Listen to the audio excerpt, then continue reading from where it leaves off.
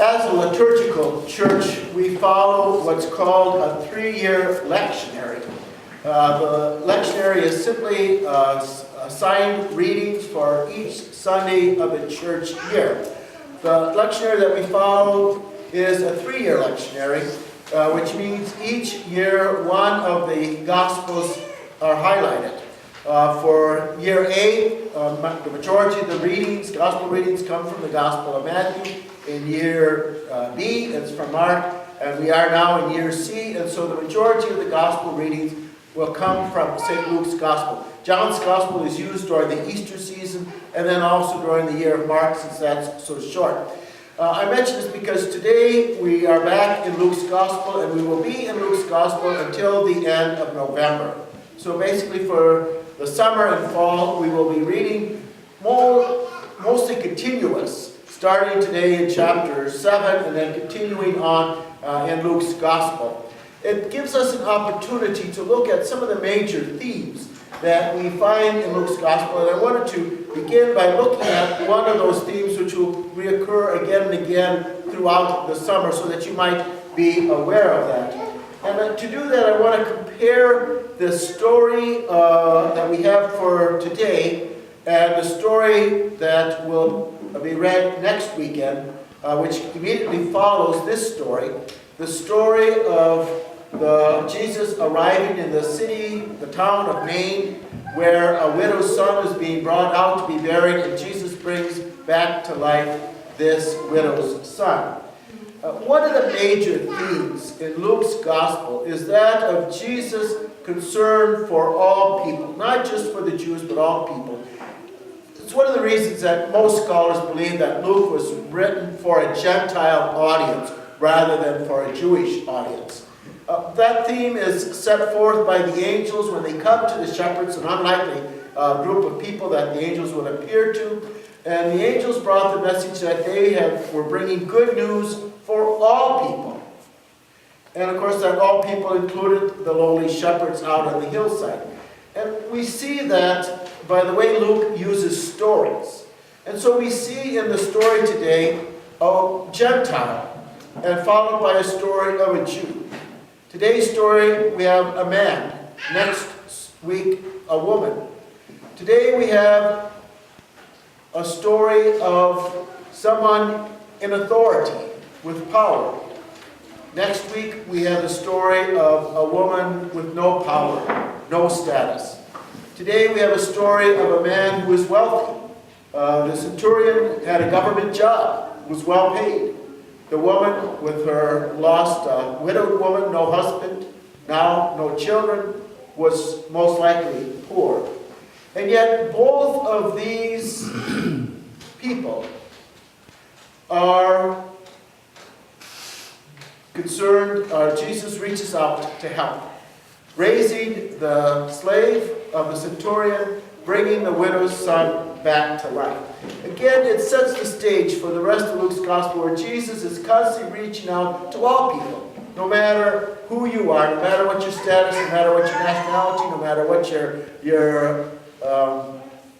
status in life is. Jesus cares out for you and cares for all people. As we look at Jesus' concern, we see here, and I think this is one of the themes that I want to lift up in our text this morning, that we see here Jesus specifically concerned for a foreigner, but more important, Jesus concerned for a slave. And this should raise our attention, because slaves at the time of the Roman emperor were treated no different than slaves in America a couple of centuries ago when slavery was legitimate. Slaves were literally property. They could be branded, they could be traded like horses. They had no power, no status. They lived mainly a miserable life. And yet here Jesus shows concern for this slave and heals that slave. I think we also see that same concern in the centurion. It's interesting when Jesus praises the centurion for his faith. And the question could be raised, well, what is faith when it comes to the centurion? And there is a couple of nuances that we can get. Well, the centurion admits his unworthiness, his sinfulness. That could be part of faith. The centurion admits the authority that Jesus has, the authority to heal, and that could be part of faith. But I also see in the centurion an example of Jesus.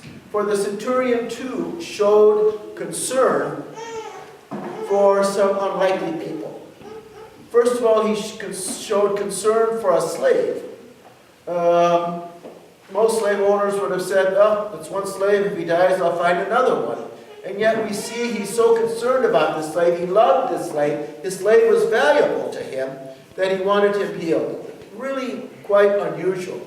But then there's another little tidbit in our text today where this centurion also showed love for the Jewish people. I think we kind of run over that, but it's significant.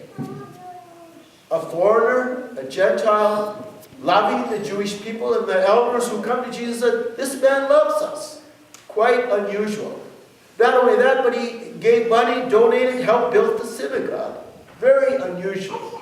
And so in a way, the centurion follows the example of Jesus, and I think that's one of the things that Jesus is commending the centurion for, because he is an example of someone who is concerned about others. A most unlikely character in our story today. As we look at this, I think it reminds us that we as Christians should follow not only the example that Jesus sets for us, but also this example of the centurion.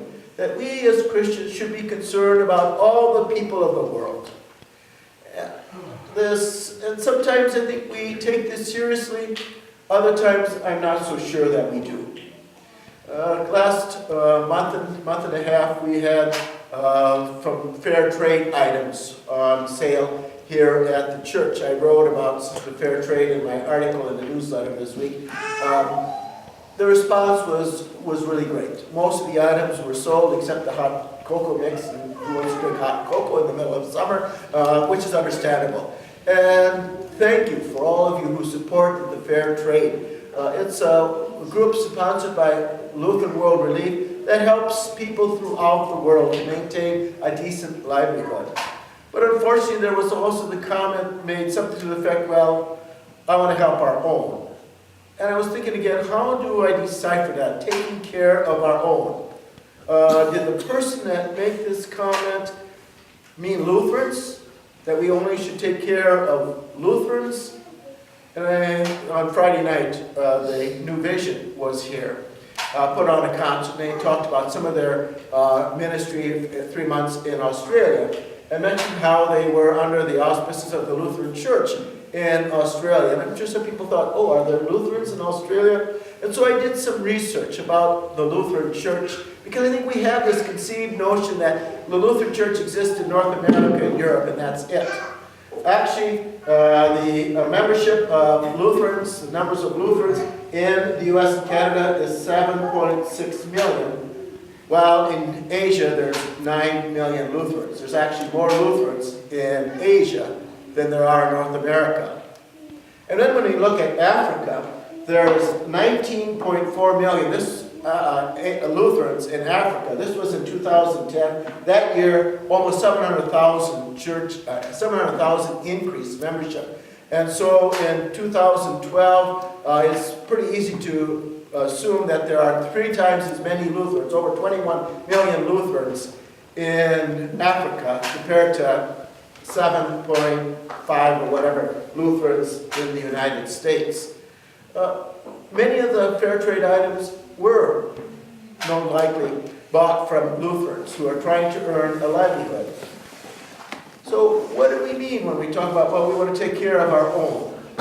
Unfortunately, I think it refers to people only in our community, or maybe those who are white.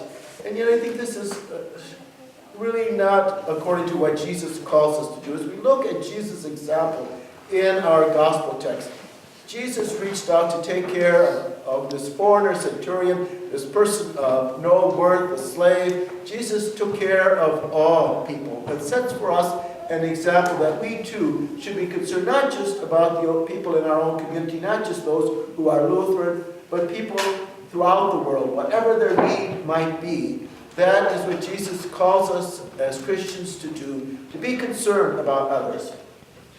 I think the other thing that I find so striking in this text is Jesus ascribing faith to this foreigner. I'm sure it would have been a shock to the Jews who heard that.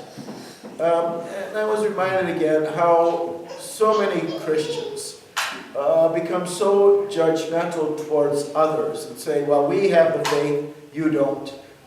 We have the right understanding, you don't. And are so quick at judging people, other Christians, without taking the time to listen. I think this is one of the ways I see this so evident is at the Lord's table, where thankfully that we as a church offers the Lord's Supper to all who want to come. We have an open invitation. And I think that's the way it should be. Anyone who's hungry and thirsty, who want to participate in the Lord's Supper, who want to feel a part of the body of Christ, should be welcome. But there are churches who say, not at our table, because we're not sure if you have the right understanding, if you have the right belief, if you have the right moral standards. We're going to restrict our table to those who we think are right. And how sad that is. How sad it is that we judge others and other Christians by our own standards. I think what Jesus gives us an example here is to take the time to listen before you judge. He took the time to listen to this centurion and the message that he brought and discovered here truly was a man of faith. And I think that's simply what we are asked to do, is to take the time to listen to other people before you judge them and criticize them and put them down. And I'm talking here not just to other Christians, but maybe those who do not identify with the Christian church, and even to people who follow other religions. I have had great conversations with Jews, with Muslims, with Buddhists. I want to share a brief story. When I traveled to Thailand on this fact-finding trip, one of the people that journeyed with us on our group was a Buddhist monk from Rhode Island. An interesting man. I had some interesting discussions with him about Christianity, about Buddhism. But one of the things that happened is that we visited this no man's land between Cambodia and Thailand, where a bunch of refugees were stuck. Thailand did not want any more refugees on their soil, and so they had put soldiers up on one side. Vietnam had invaded Cambodia, and people were trying to flee the invasion and had come to the border. So on one side were the Vietnamese soldiers, and on the other side were the Thai soldiers, and here these people were stuck with little or no resources. When we visited that, this Buddhist monk realized how dire their needs were. And he had this little purse kind of thing that he had with him, and he took out all the money that he had and gave it to them. He took out his books that he had, his prayer books, gave it to the Buddhist monks that were there. He took off his sandals, gave it to the Buddhist monks because they needed it. Then he was going to take off his robe and give it to them. And the people that were with him from Rhode Island stopped him and said, no, you need to keep your robe. They're not going to let you back on the airplane without any clothes. But he was going to give everything that he had. I thought, what a wonderful example of generosity, the generous spirit, and how I, as a Christian, learned something from him about my own tendency to want to hoard rather than be more generous.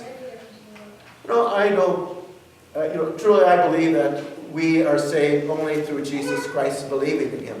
But that doesn't hinder me from at least taking the time to listen to other people's faith stories and learning something about my own walk with Christ.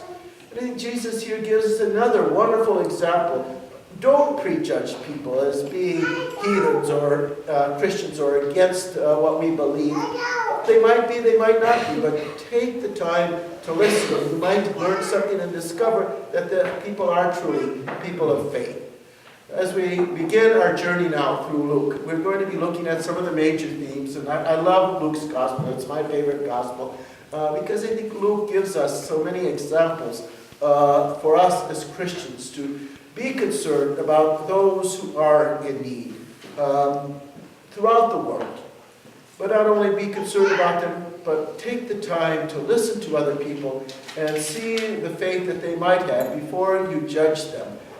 Those are the examples that come from our text this morning, and we'll be hearing others as we go through the Gospel of Luke this summer and fall. Amen.